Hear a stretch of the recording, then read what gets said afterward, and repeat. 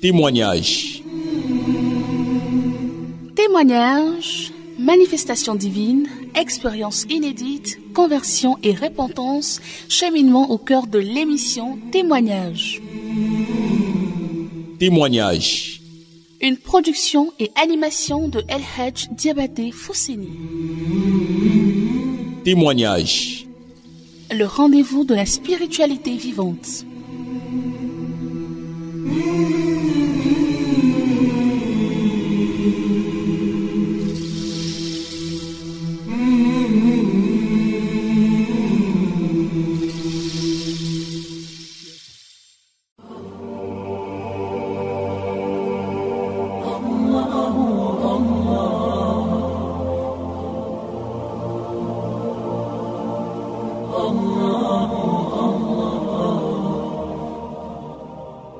أعوذ بالله السميع العليم من الشيطان الرجيم بسم الله الرحمن الرحيم الحمد لله رب العالمين حمدا كثيرا طيبا مباركا فيه.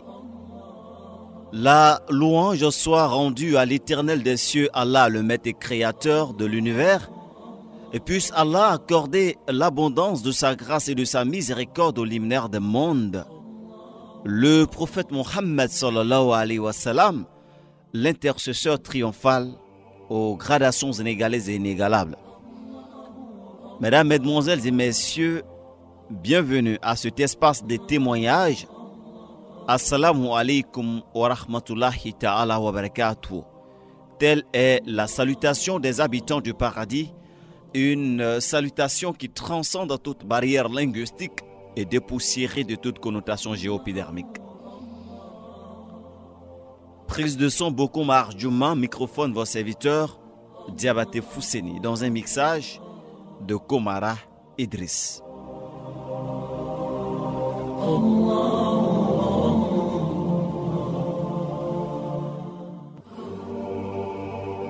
Certes, Seigneur, tes voies sont insondables.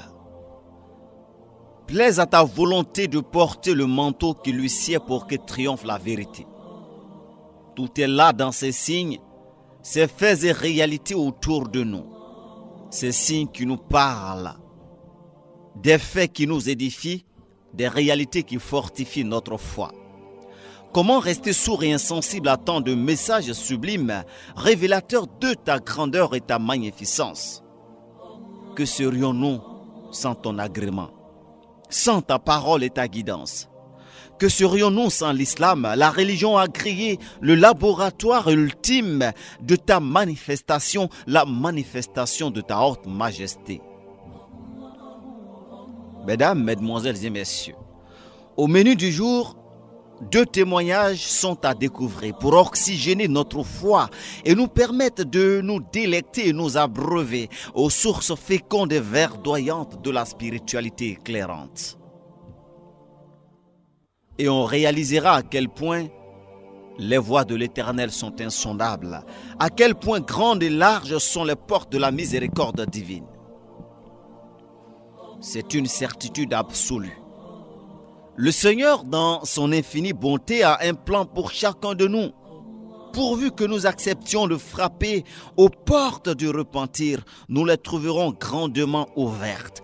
Heureux celui qui a fait du tort à lui-même et qui revient repentant au Seigneur.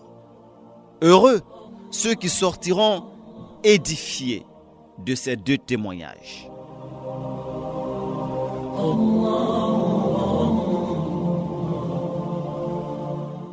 Je suis sûr qu'il y a d'autres qui vont me croire, il y a d'autres qui ne vont pas me croire, mais Allah est mon témoin. Allah subhanahu wa ta'ala qui m'a permis de voir tout cela, lui seul il est mon témoin. Allah est mon témoin, avec celui que je voyage avec la permission de Allah, celui qui voyage avec moi la nuit. Lui aussi, il est mon témoin, parce que tout se passe dans la permission de Allah. Vous avez certainement reconnu cette voix. Une servante de Dieu, mais une véritable fontaine de témoignages. C'est l'hostilité des autres à ne pas croire à tant de signes avérés et le souci de ne pas attirer les regards sur elle ou de laisser son cœur goûter au poison de l'ostentation, qu'au départ elle refusait de témoigner sur nos ondes. Mais peu importe, si certains refusent même de croire en l'existence de Dieu, pourquoi d'autres ne verraient pas en ces témoignages des affabulations ou des contes vérités? Il est clair que quand on n'a pas vécu certaines expériences, notre ego ou le shaitan peut nous conditionner à refuter certaines vérités. Et si personnellement je devais partager certaines expériences avec les auditeurs, certainement que d'autres parleraient d'affabulation. En vérité, notre défi n'est pas de convaincre les sceptiques, mais d'aider à édifier ceux qui seraient dans le secret de la guidance divine. Allah fait ce qui lui sied. Ce n'est pas une question de quantité de prières ou de jeûnes, mais de manifestation de la volonté divine. Croire ou ne pas croire, chacun est libre de s'assumer comme cela lui sied. Bref, avec cette sœur et dans le cadre de cette émission de témoignage, nous sommes à notre 3e passage. Plus d'une fois, elle est parvenue à voir le prophète Mohammed sallallahu alayhi wa sallam, l'élu de Dieu, en songe. Et vous savez, et selon les enseignements du prophète Mohammed sallallahu alayhi wa sallam, aucun démon ne s'apparente à lui et ne se révèle à autrui en prenant sa forme en songe. Mais ce qui fascine dans son cas, c'est cette voix qui l'accompagne permanemment. Une voix qu'elle entend dans ses songes, sans la voir, et qu'elle entend également même en état de veille. Qu'elle tente de poser un acte non loisible, la voix l'interpelle aussitôt. Tout comme elle lui recommande sans cesse de glorifier le Seigneur et le prophète Mohammed sallallahu alayhi wa sallam. Les songes qu'elle partage avec nous aujourd'hui sont assez lourds de sens et porteurs de messages très profonds. Découvrons ensemble ces signes de Dieu.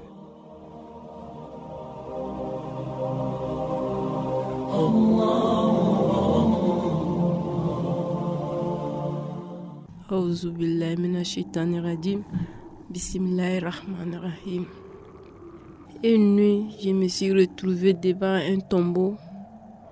J'étais toujours avec celui qui m'accompagne dans mes rêves que je ne le vois pas.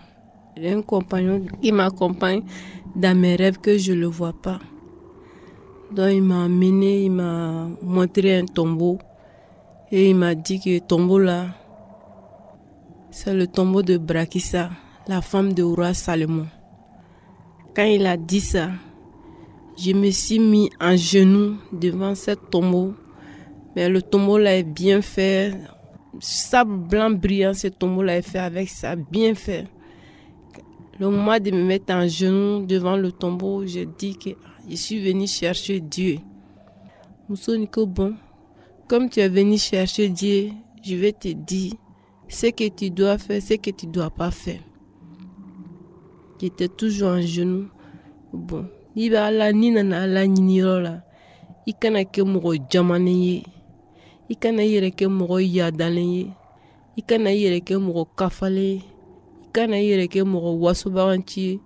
Il kana yere ke mogo mba yere fo mogo nyana. Mais quand elle me parle ça, elle me parle doucement. Comme il connaît à la ninirola. Molo finyana. Entamé en genoux. J'ai vu un hangar devant moi. Mais cet hangar-là n'est pas bien fait. Et puis je vois des hommes, c'est comme des hommes, c'est pas des hommes aussi. Ils sont tous noirs, ils sont beaucoup, ils ne sont pas habillés aussi. Je les vois. Quand elle me parle là, ceux qui sont en bas d'un hangar là se mettent à rire et puis se jettent à terre. Bon, mon compagnon que je ne le vois pas, il me dit que ceux qui sont devant toi là-bas, c'est les enfants d'Iblis. Tout ce que Brakissa te dit, ils ont tout écouté. Donc tu fais doucement, tu fais attention à toi-même. Après, quand elle a fini de dire tout ça là, je me suis levée. Le moment de me lever, la tombe a disparu.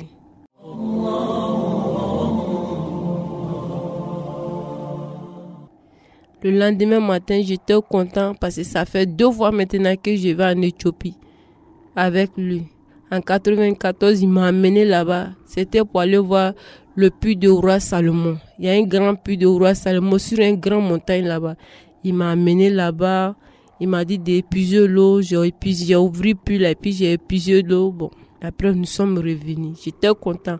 Parce que moi, mes parents paternels là, eux tous c'est des Éthiopiens. C'est maternel qui est ici. Sinon, parents et paternels là, tous c'est Éthiopiens.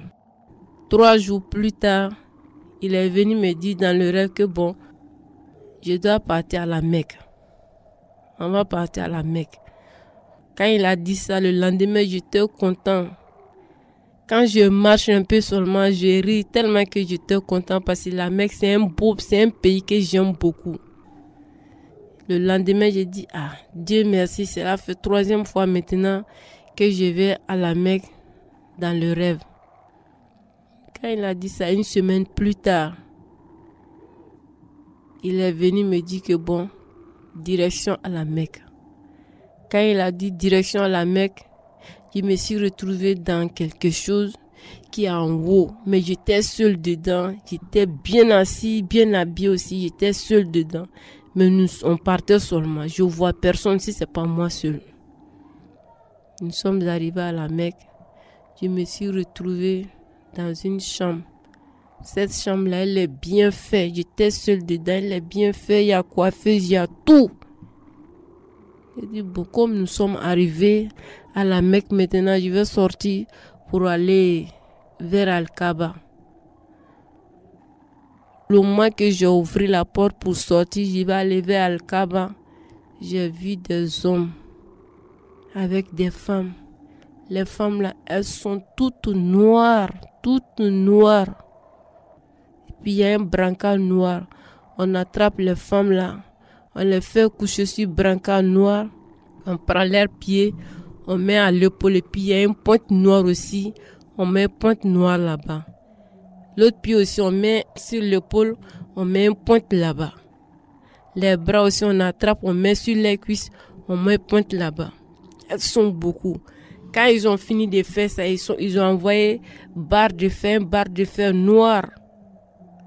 Ils ont pris barre de fer là pour traverser entre les pieds et puis la main. Elles sont beaucoup. Elles étaient accrochées maintenant sur le barre de fer. J'ai regardé ça doucement parce que j'avais peur. Je n'ai jamais vu ça. J'ai regardé doucement. Et à côté, il y avait une montagne noire. Une montagne noire. Quand ils ont fini de mettre les femmes là, sur barre de fer là. Et ils ont mis les femmes là sur montagne. La montagne est descendue doucement avec les femmes là. C'est l'eau en goudron qui s'est transformée en montagne, je ne sais pas, mais l'eau là est descendue avec toutes les femmes là en bas. Quand j'ai vu ça, j'ai eu peur. Moi, mes yeux allaient tomber. Il n'y a qui cette m'a fait qu'à bosser du boulot. J'ai fermé la porte sur moi. Dès que j'ai fermé la porte sur moi, j'ai regardé à côté des coiffeuses là. J'ai vu ma pommade là. Pommade éclaircissant. Parce que je prenais pommade éclaircissant pour être claire. J'ai vu ça dans le rêve. Effectivement, cette pommade là se trouvait avec moi à la maison. Quand j'ai vu ça, puis mon compagnon me dit que tu vois les femmes là, les femmes qui utilisent produits pour s'éclaircir là, c'est comme ça on les fait. Tu as vu les femmes là, musokoroba bala, sunguru nu bala, oba krochele menegen nani. Il est musokoroba nu, il est alu ni momu nana, alu ni momu wulola nyon feni. Chaman sala sunguru yala, chaman sala demsame ala ka sidi aluma, ka kenya doma, ka fembe tu doma, o mala remercie. O be fenwere le nyina tuguni ka segi demsenya la niye, ka bori dunya ko o ma fa dunya la. Donc si n'amène à le keti. Dès que j'ai entendu ça, j'ai eu peur. J'ai tourné dans ma maison, j'ai appelé à Dieu, j'ai appelé Allah. J'ai dit Allah, il faut me couvrir. Allah, il faut me sauver. C'est toi celui qui peut me couvrir. C'est toi celui qui peut me sauver. Dans la mer de cela, je n'ai pas la force. C'est toi qui as la force. C'est toi qui peux me couvrir. C'est toi qui peux me sauver. C'est toi qui peux me cacher. J'ai besoin de toi. Allah, il faut me couvrir, il faut me sauver. Le sauveur des sauveurs, il faut me sauver. J'ai besoin de toi. La porte est fermée, je tourne dans ma maison, je tremblais. Il n'y a personne. Donc j'ai pris pour de pommade là, la boîte de pommade là. J'ai jeté en bas de lit. Je dis, Dieu, jusqu'à ma mort, je ne vais plus prendre pommade encore pour m'éclaircir. Jusqu'à ma mort, je ne vais plus toucher pommade éclaircissante. Quand j'ai dit ça, j'avais fermé la porte sur moi. Tout d'un coup, Dan Yelena, et puis portail nous tourne. Ils sont venus. Dès qu'ils sont venus, au camfleur, me fait un coup fleur. Mais le mois que nous digna dit fait un goudron djini nani. Le mois que nous digna goudron djini nani. O nyada be mo la sran nyada ni ko so nyaki set ma fait ka binduma sran ko ju. Mais le mois que obesien manin ka la wele. Au silama porte bola porte tourna ta yele ni tola. En même temps, au la chambre quand flot benya cheka ou benya bébrier là ou manna serantuni kala barkada. Jusqu'à ma mort, je ne vais plus toucher pour m'éclaircir ça encore. J'ai demandé à Dieu que je ne vais plus m'éclaircir encore. Allahu Akbar Kabir. L'homme a altéré la création de Dieu. L'homme détruit ce qu'il ne peut construire ou créer. Il désacralise ce qui est sacré et il profane le divin. Et voilà ce à quoi il s'expose. Pour quel motif nous détruisons notre corps avec ces produits aux effets néfastes? Dans l'élément qui va suivre, tout laisse à croire qu'un message particulier est à lancer à toutes les personnes qui travaillent dans des maisons d'assurance. Le travail en lui-même est licite, mais bien des fois, l'on y assiste à de faux coups bas où tout n'est pas rose. Illustration.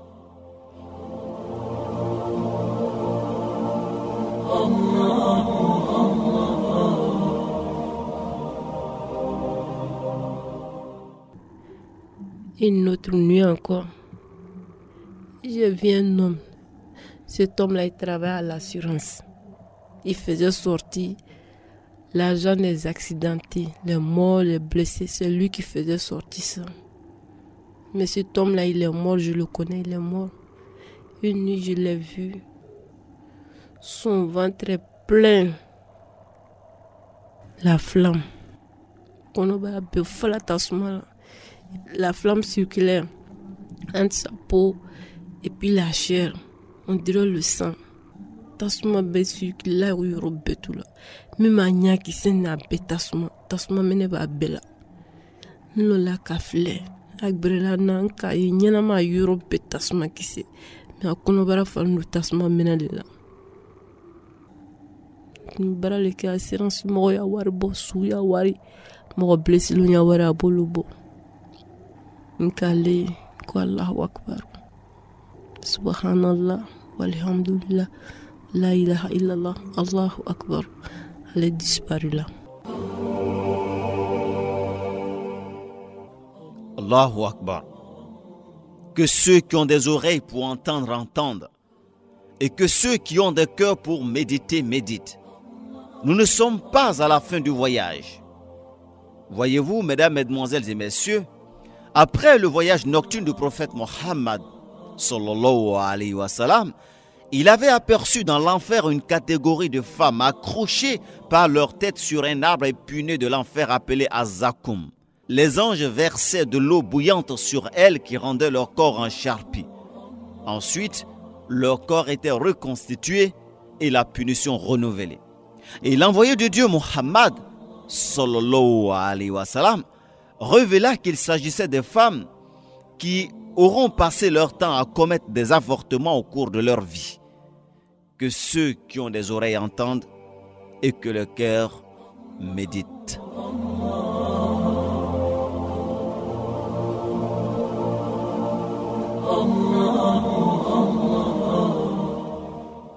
Une autre nuit encore, J'ai vu une femme, cette vieille-là, elle a fait pèlerinage à la Mecque, elle jeûnait beaucoup, elle donnait beaucoup de saraka, et puis elle a pitié des gens aussi. Mais elle est décédée elle aussi. Je l'ai vue. Elle est couchée à terre. Oka golo ni woro ka bola comme veut misi golo bola tu comme na. Ka golo woro pew. A tout a soko e mamasa. A kan wole nga ye a fle. Che kelen pele lo ni ma kuma ni matériel ni ka golo be bola. Ka soko wulim blalun touti mamasa. J'ai demandé au monsieur, il dit mais la femme là, qu'est-ce qu'elle a fait? Il me dit, la femme que tu vois là, elle a fait des avortements. Elle a fait des avortements. Je regarde la femme, la vieille, elle est gentille, elle jeûnait beaucoup, elle donnait beaucoup de saraka fissabillahi. Elle a fait pèlerinage à la Mecque. C'est elle qui se trouve aujourd'hui à terre. Ils ont enlevé toute sa peau comme mouton.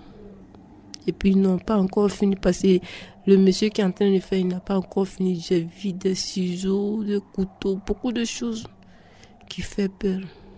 J'ai vu tout ça. Subhanallah. Walhamdulillah. La ilaha illallah. Allahu Akbar. Wala hawla wala quwwata illa billah. Elle a disparu. Elle a disparu. Comment toi peux-tu oser sacrifier le fruit de la miséricorde divine? Serais-tu vivant ou vivante si ta mère avait avorté de ta grossesse? Comment peux-tu éviter des grossesses alors que tu commets dans l'illicite ce qui les provoque? Repens-toi avant que parte Ramadan et que n'arrive l'heure de ta rencontre avec celui dont tu as tué la créature. Bien évidemment, nous ne sommes pas en fin de parcours avec notre sœur. D'autres révélations sont ici à découvrir. Autant de signes qui doivent nous inviter à la méditation et la prise de conscience. Le seul damné, c'est celui qui refuse de revenir à Allah. Celui qui commet des péchés, qu'il sache qu'il est toujours dans la bonne grâce de son Seigneur, tant qu'il se donne le luxe de se repentir avant le jour de son rappel. Et se repentir en islam, c'est arrêter définitivement de commettre le péché ou le mal en question, ensuite le regretter sincèrement et enfin prendre l'engagement résolu de ne plus en commettre. Ce n'est ainsi et seulement ainsi que le Seigneur fait miséricorde aux pécheurs, et ce, selon les termes du Saint-Coran, même si ces péchés rivalisaient les dimensions des cieux et de la terre. Allahu Akbar.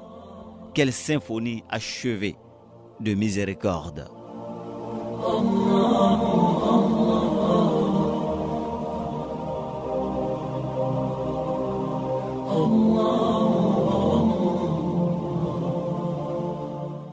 J'ai vu des jeunes, ils sont venus enterrer un homme.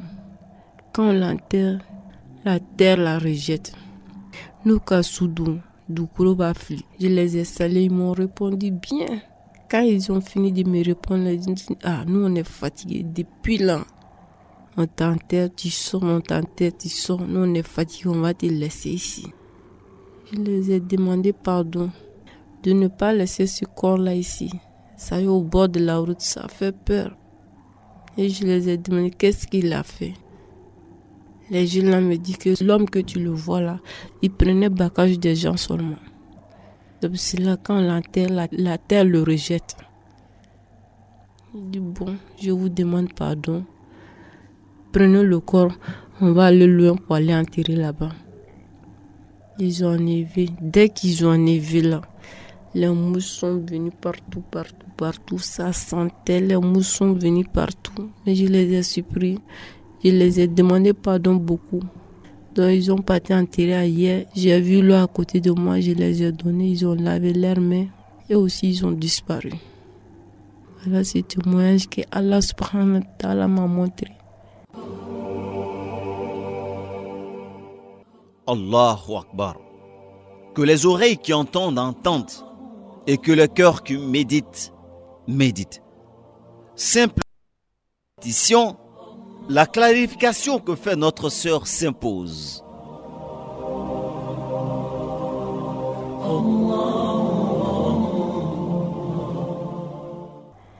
Mais je suis sûr qu'il y a d'autres qui vont me croire, il y a d'autres qui ne vont pas me croire, mais Allah est mon témoin.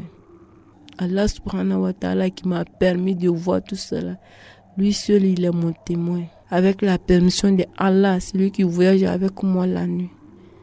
Lui aussi il est mon témoin, parce que tout se passe dans la permission de Allah. Ma soeur, toi qui es en train de mettre produit sur toi matin, midi, soir, je te demande de prendre l'argent de ce produit-là pour aller donner à un orphelin ou bien à une veuve pour qu'elle puisse pardonner tes péchés. Toi aussi qui es mon frère, tu travailles à l'assurance. Tu ne fais que sortir l'argent des accidentés, des morts, des blessés. Ils ont des enfants. Il y a des enfants, accident de leur père les a rendus orphelins. Cet argent-là, c'est pas pour toi, c'est pour les enfants. Ne prends pas. Sinon, demain, le ventre sera beaucoup plein, puis tout ton corps de la flamme. Toi, la vieille, tu ne fais qu'avorter tes enfants. Tu ne veux pas que les enfants fassent enfants de jeunesse. Tu sais ça. Si je dis de ne pas faire aussi, je n'ai pas dit de prendre quoi que ce soit pour ne pas tomber enceinte. Tout ce qui peut faire que tu tombes enceinte là, laisse tout. Donne-toi à Dieu. En attendant que Allah subhanahu wa ta'ala va te donner un bon mari. Mon frère, toi qui prends bagage des gens, ma soeur, toi qui prends bagage des gens, quand on veut parler, tu dis je m'en fous. Convoquez-moi où tu veux. Allah est là, il te voit. Les gens que tu prends les bagages là, ils n'ont pas la force, mais Allah a la force.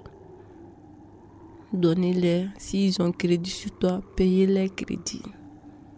Si tu as pris bagage, tu n'as pas payé, il faut donner, il faut rembourser. Sinon demain n'est pas bon pour toi, ma soeur, mon frère. Assalamu alaikum wa rahmatullah. يا الله طلبتك وانت المانع المعطي، يا رب فرج على المحزون ضيقاته، اللي بحال العنا والهم من مبطي، ما هو بقادر يحصل بعض ما فات. يا الله طلبتك، يا الله يا الله يا الله يا الله.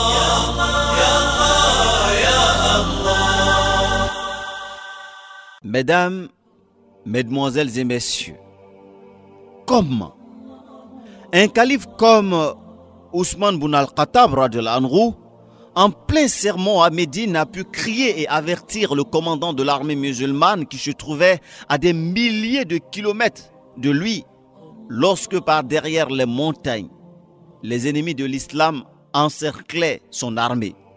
Comment ce commandant, sans téléphone, a pu entendre les propos du calife et changer de stratégie pour battre les ennemis? Comment des ascètes comme Hassan al-Basri arrivaient-ils à parcourir des milliers de kilomètres en des secondes, prenant parfois l'allure de vieilles ou de jeunes personnes, recevant la visite des djinns à qui ils prodiguaient des enseignements et que les gens entendaient sans les voir, si ce n'était qu'avec la volonté d'Allah? Plaise à Allah de faire ce qu'il veut. Et quelle qu'en soit l'épreuve, il aura toujours des sceptiques. Gloire à toi, Seigneur. Aide-nous à te magnifier et proclamer ta grandeur à jamais. Amin.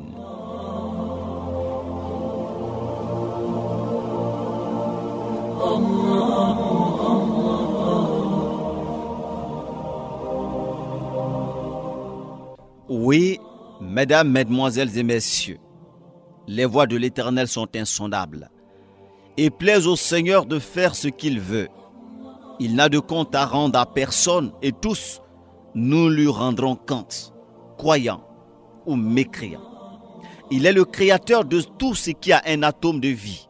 animé, inanimé ou inerte. Allah est le maître du déterminisme universel et l'unique détenteur de la majesté suprême.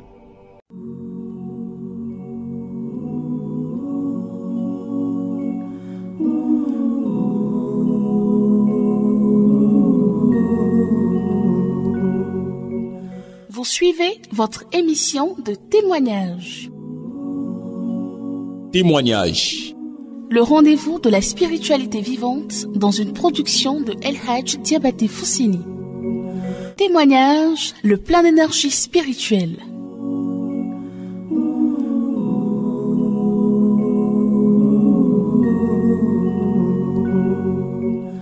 Notre deuxième invité du jour est une sœur anonyme sortie du monde du sexe facile. Le Verbe de Dieu sera toujours là pour libérer la vérité et faire jaillir la lumière de source pure. C'est à nous d'ouvrir les oreilles de notre conscience. C'est à nous de lire entre les lignes des signes et événements pour ne pas être du nombre de ceux qui sont sourds alors qu'ils possèdent les oreilles ou de ceux qui sont aveugles alors qu'ils sont nantis de Dieu. Dieu nous parle chaque jour et à chaque instant. Notre sœur anonyme.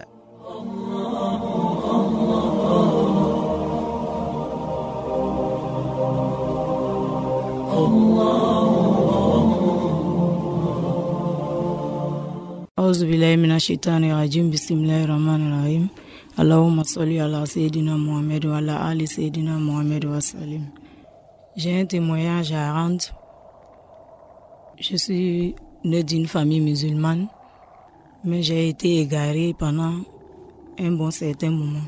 J'ai voulu passer ce témoignage pour que mes sœurs qui ont passé par le même chemin que moi, qu'elles sachent que même si tu as péché dans la vie, après si tu te répands, tu te redonnes à Dieu, Allah est le pardonneur. Allah aussi, si tu es égaré, c'est pas parce que Allah ne t'aime pas. Allah t'aime, mais peut-être que Dieu sait que c'est ça qui est mieux pour toi. Peut-être après, si tu te convertis, tu reviens à lui, tout peut aller bien. J'étais une jeune fille qui pensait que le sexe était tout. Le sexe faisait tout dans la vie. Dès qu'un homme me dit tu es jolie, je t'aime, c'est fini. Je te suis. Les hommes que j'ai connus moi-même vraiment aujourd'hui, quand je m'assois, je pense au passé. À chaque instant, je pleure. À tout moment, quand je pense à mon passé, je pleure. Je vous jure, depuis, j'ai changé. J'ai pris l'islam avec mes deux mains. Depuis ce jour jusqu'à aujourd'hui, il n'y a pas un seul jour que je ne regrette pas mon passé. Mais je prie le bon Dieu qu'il accepte ma conversion.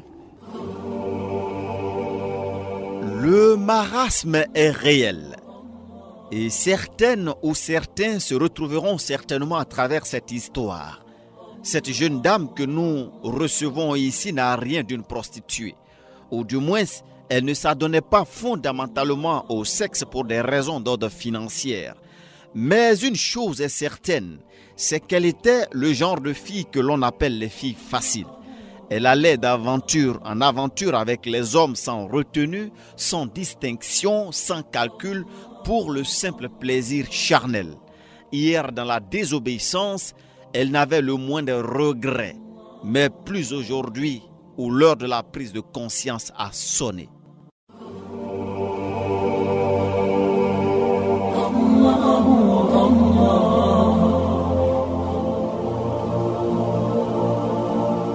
Je suis sortie avec plusieurs hommes.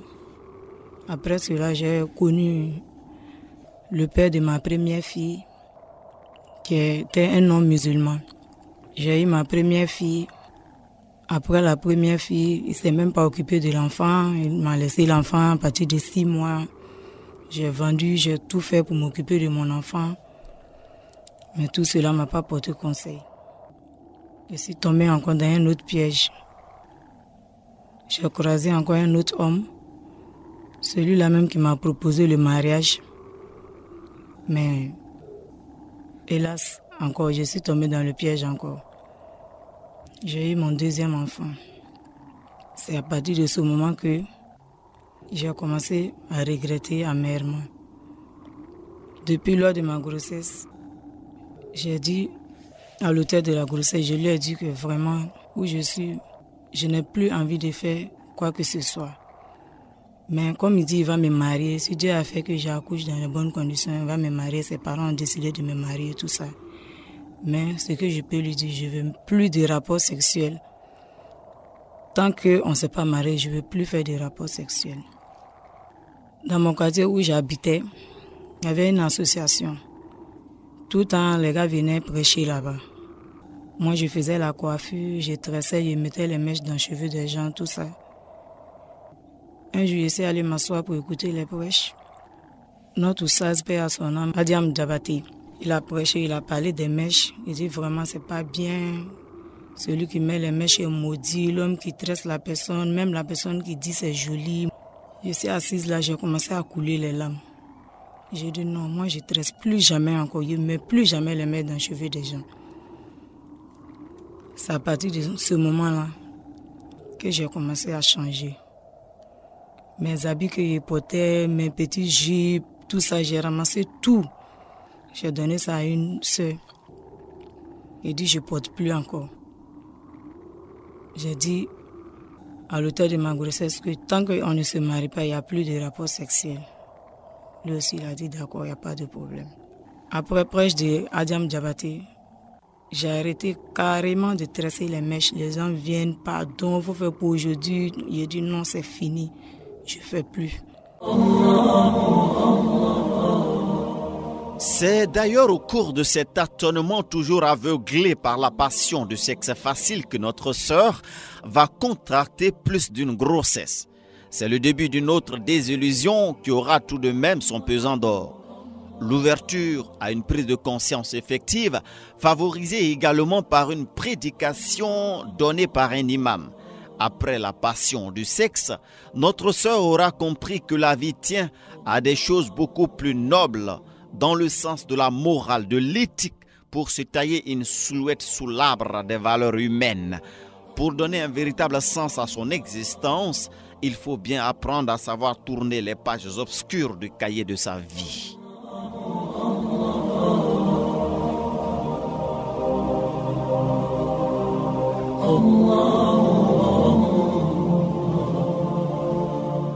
À tout moment, quand je pense à ça, depuis le moment où j'ai été égarée jusqu'à aujourd'hui, chaque jour que Dieu fait, quand je pense à ça, j'ai les larmes aux yeux. C'est vrai, aujourd'hui, je me suis donné à Dieu, mais vraiment, je regrette beaucoup mon passé. Je regrette beaucoup mon passé parce que je sais que j'ai été égarée vraiment, vraiment, vraiment. Il y a d'autres même qui me voient aujourd'hui, ne me reconnaissent même pas.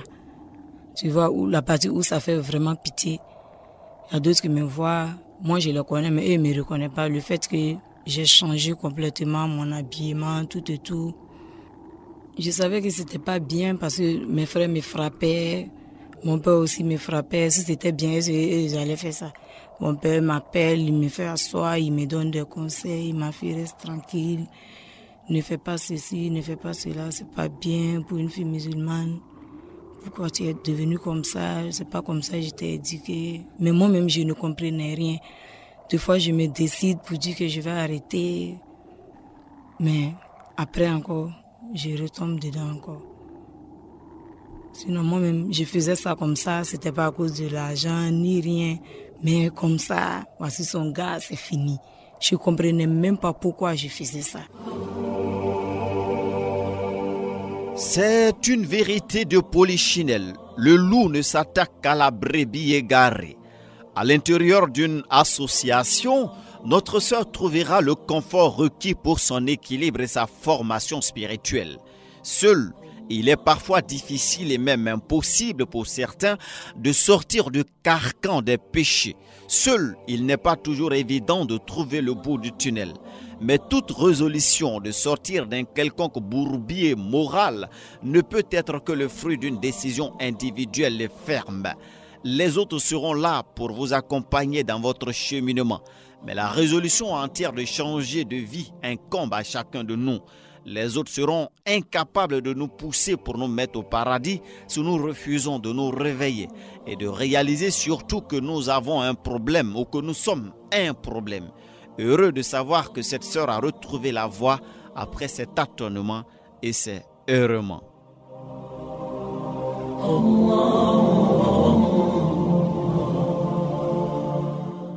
Je remercie Dieu, je le remercie. Si j'ai changé aujourd'hui, c'est grâce à Allah. Je remercie l'association islamique que j'ai adhéré. Grâce à eux, grâce à Allah, j'ai pu comprendre l'islam vrai. Quand je partais au prêche souvent, j'avais les mains sur ma tête.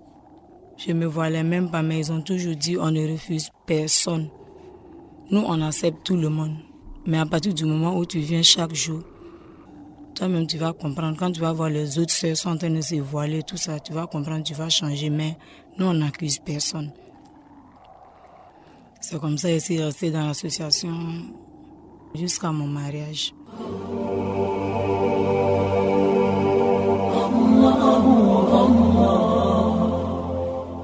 Notre sœur nous transmet ici un message particulier. Certainement qu'elle ne serait pas arrivée là si elle avait eu une oreille attentive à l'exhortation de son père et sa mère, si elle n'avait pas dilapidé le capital d'éducation de ses parents, elle n'aurait pas été ce jouet sexuel.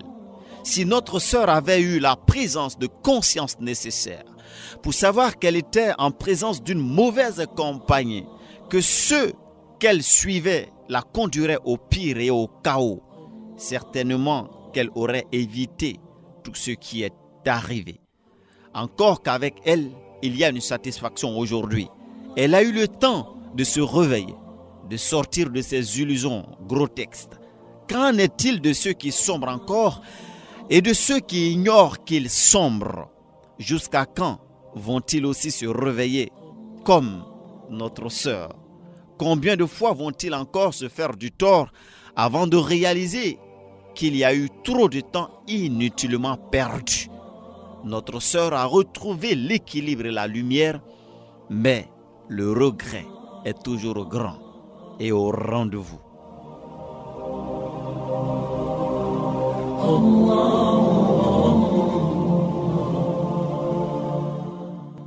La mauvaise compagnie. Là où nous habitons, il y avait des familles là-bas qui ne disaient jamais à leurs enfants, ne faites pas ça, faites ceci. Moi, j'étais la plus petite, mais je suivais toujours les grandes filles. Mon père m'a toujours frappé, mes frères. Maman me souvient, ne me parlait même pas. Tant que je ne change pas, elle ne me parle pas. Mais vraiment, je ne pouvais pas. Souvent, quand ma mère même me parle, je l'insulte. Tout ça, à cause de la compagnie. Parce que les grandes filles que je suivais, ce qu'elles faisaient, je voulais faire la même chose, tout ça. Bon, ces filles sortaient avec des hommes n'importe comment. Souvent, moi, on m'envoie, va appeler celle-là, va appeler celle-là. Donc, c'est dans ça, moi, je suis tombée dedans. Je sors avec celui-là, après, on n'est plus ensemble, après, tu as un autre copain, c'est ça. 3 mois après mon mariage, je suis tombée enceinte. Mon mari est tombé malade. Beaucoup duré dans la maladie. Le mariage n'a même pas duré. Après, il est décédé. Après tout ça, la foi, ça grandissait. La foi, ça grandissait. Après la mort de mon mari, j'ai commencé à aller à la mosquée, à aller apprendre maintenant à lire le Coran, tout ça. 5 ans après la mort de mon mari, à chaque fois que je passais pour aller à la mosquée, il y a un monsieur qui m'a vu, m'a appelé. Il dit, ah vraiment, tu me plais beaucoup. Je te vois toujours, tu vas à la mosquée. Ça me plaît, ton habillement me plaît, tout ça. Mais moi, je vais te demander un mariage, mais je n'ai pas les moyens. Je n'ai rien, mais tu me plais, je vais te marier. J'ai dit, d'accord, il n'y a pas de problème. Si tu veux me marier, il n'y a pas de problème. Lui aussi, il m'a dit comme ça. J'avais décidé, si je veux marier une femme sans rapport sexuel, que toi, tu dis quoi? Je dis oui, moi aussi, c'est la même chose. Après ça, on s'est mariés. Depuis que je me suis mariée à lui, je n'ai pas encore eu d'enfant. Je regrette ce passé parce que aujourd'hui, quand je m'assois, quand on parle de Dieu, quand je m'assois, j'écoute. À chaque fois qu'on parle de la fornication, On parle de ses conséquences. Aujourd'hui, quand j'écoute ça, ça me fait pleurer. À chaque fois qu'on parle de la fornication, je pleure. Quand une fille se marie dans mon quartier, on dit qu'elle était vierge. Au lieu d'être contente de moi, je suis découragée. Parce que quand je pense à moi, pourquoi je ne me suis pas gardée jusqu'à mon mariage? À tout moment, je regrette à chaque instant. Quand je pense au péché que j'ai commis, au châtiment. Moi, j'insultais ma mère souvent quand elle me donnait des conseils. J'insultais ma mère. Oh, tout ça là, c'est pas bon. Vraiment, quand je pense à ça, je suis très découragée. Mais comme c'est Dieu qui est le plus fort, je me remets à Dieu. À chaque fois que je prie, je demande pardon à Dieu qu'il accepte ma conversion. Qu'il accepte ma conversion. Quand je pense, je ne sais pas quand je vais mourir, comment ça va se passer. Tout ce que j'ai fait, quand je pense à ça, vraiment, à chaque instant que je pense à ça, j'ai les larmes aux yeux.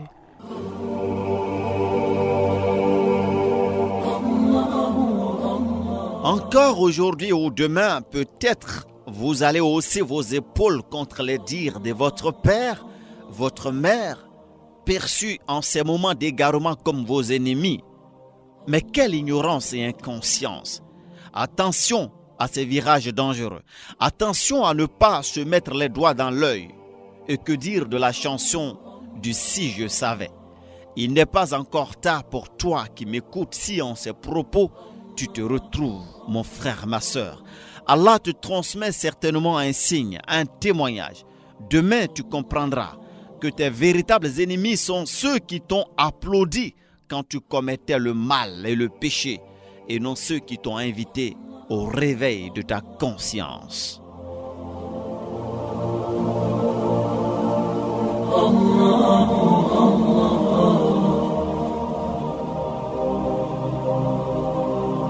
Le message que j'ai à donner à mes soeurs qui se sont égarées comme moi, il ne faut pas qu'elles se découragent.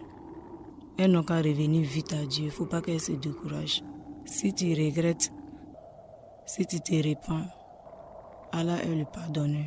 Seul c'est Dieu qui peut accepter le repentir de l'homme. Mais si tu te mets dans la tête que est-ce que Dieu peut me pardonner, mes péchés sont trop, tu ne vas jamais te décider. C'est mieux, tu t'assois un jour, tu penses. Si toi-même tu reconnais que tu es dans le tort, tu reviens à Dieu. Tu donnes à Dieu, c'est tout. Notre sœur a retrouvé l'équilibre. Elle a aussi appris à priser des recettes pour cultiver sa foi afin de ne pas retomber dans les poubelles d'hier. Et ce qui fascine, c'est qu'en un temps record, elle aura appris à lire le Saint-Coran, la boussole de tout musulman. Et c'est avec plaisir d'ailleurs que nous lui avons remis ce livre glorieux qu'elle a ouvert et s'est mise à lire. Une femme physiquement bien bâtie qui certainement flattée par son charme a connu des moments tortueux, fornication à bâton rompu. Elle s'est présentée à nous aujourd'hui convenablement habillée, voilée et rien sur son front n'indique qu'elle a connu des moments de troubles sexuels. Le passé enterré, le passé derrière. Tout comme elle, vous aussi vous pourriez changer si vous vous reconnaissez à travers sa vie. Rien n'est tard pour être trop tard, pourvu qu'on sache et qu'on accepte de se réveiller. Encore faut-il réaliser que nous dormons.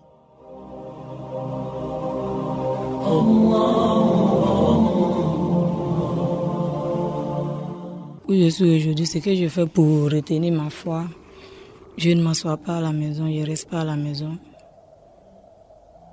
Je vais au marché, quand je quitte au marché,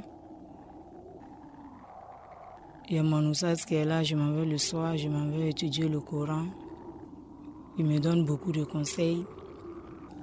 Après le Coran, quand il y a les prêches, partout où il y a les prêches, dans mon quartier, si je suis informé, si j'ai la possibilité de partir, je vais.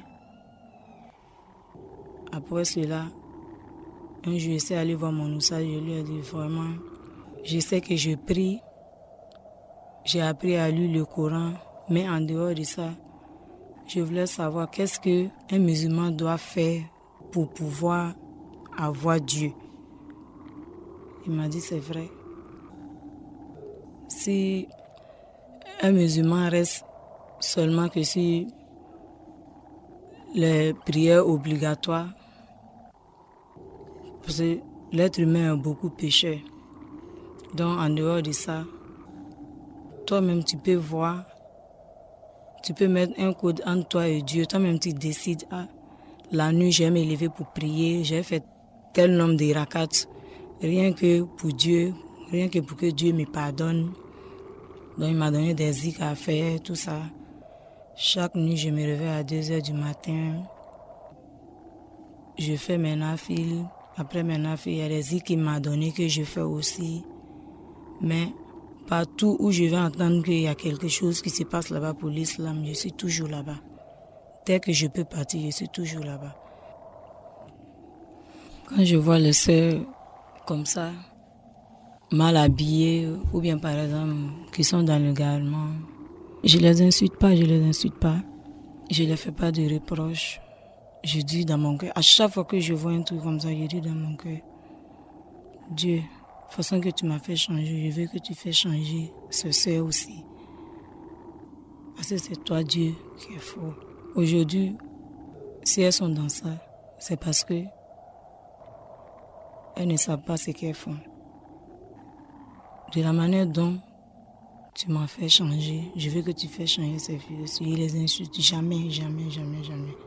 Je voulais parler aussi aux parents de ne pas laisser les enfants comme ça. Souvent, les mamans, quand il y a une fille, il faut causer avec elle, il faut parler avec elle. Souvent aussi, il faut parler avec elle aussi du sexe. C'est vrai que nos mamans ne font pas trop ça. Nos mamans ne font pas trop ça. Les enfants sont là comme ça. Si elle a mangé, elle est en bonne santé, c'est tout. Parce que souvent, il y a les enfants, toi tu te dis que tu l'éduques bien à la maison, mais quand elle sort dehors, ce qu'elle fait, c'est pire. Donc, on n'a qu'à encadrer nos enfants. Surveiller les enfants, il faut contrôler les amis qui viennent derrière eux. Parce que souvent, c'est ça aussi qui fait que les enfants tombent dans les choses qu'ils ne veulent pas tomber dedans. Parce que souvent, si les enfants n'ont pas de bonne compagnie, ça aussi, ça joue beaucoup sur l'avenir de l'enfant. Peut-être que toi, tu peux bien éduquer ton enfant à la maison, tu peux lui donner un bon comportement. Toi, tu te dis que tu lui as donné un bon comportement, mais quand elle sort, ou bien quand il sort, il a des amis qui se promènent avec eux, qui n'ont pas de bon comportement.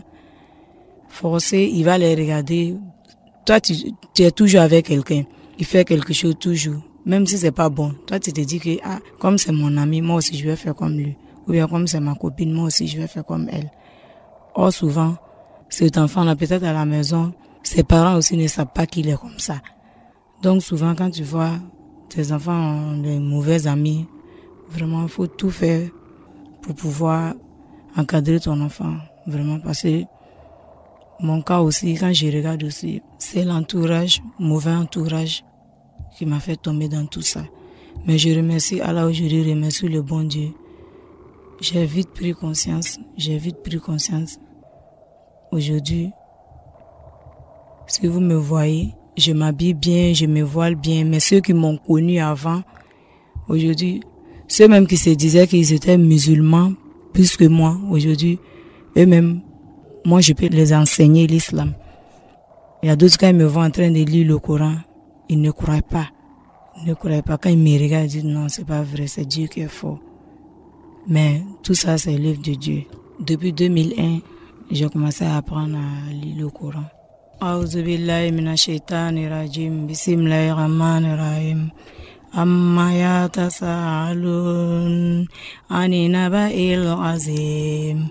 Allazi mukhtalifun. Kalla saya'lamun. Summa kalla saya'lamun.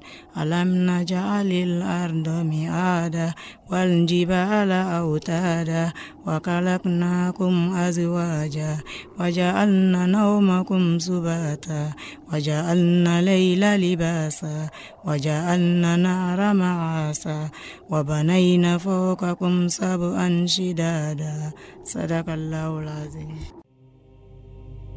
يا الله طلبتك وانت المانع المعطي يا رب فرج على المحزون ضيقاته، اللي بحال العنا والهم من مبطي، ما هو بقادر يحصل بعض ما فات. يا الله طلبتك، يا الله يا الله يا الله يا الله يا الله يا الله.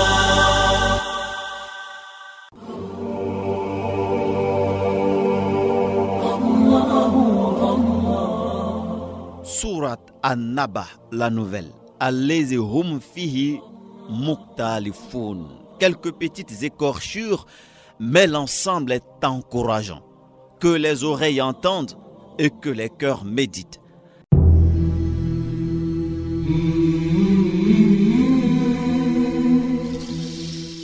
Vous avez suivi votre émission Témoignage. Témoignage. Une production et animation de El Hadj Diabaté Fousseni. Témoignage. Le rendez-vous de la spiritualité vivante.